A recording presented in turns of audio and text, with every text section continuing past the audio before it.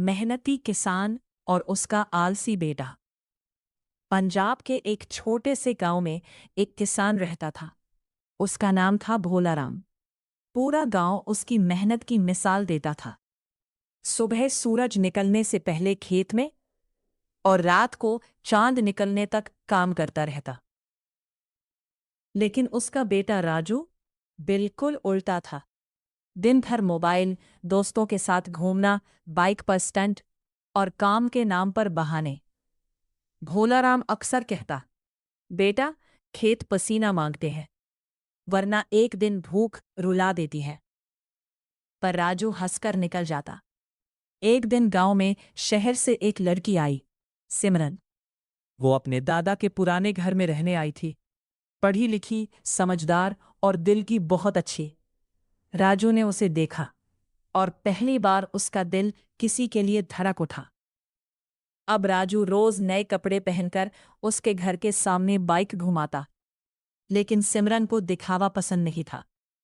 एक दिन उसने राजू से कहा, जो लड़का अपने बाप की इज्जत नहीं करता, वो किसी का सच्चा साथी नहीं बन सकता। ये बात राजू के दिल में तीर की तरह लगी। उसी रात भोलाराम खेत से लौट रहा था। अचानक तेज बारिश शुरू हो गई। पुराना पुल टूट गया और भोलाराम ट्रिल। गांव वाले डर गए।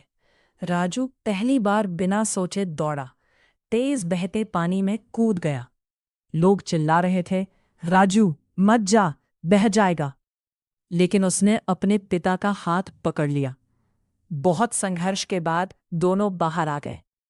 उस रात पहली बार राजू ने अपने पिता के फटे हाथों को गौर से देखा, जिन हाथों ने पूरी जिंदगी उसके लिए मेहनत की थी।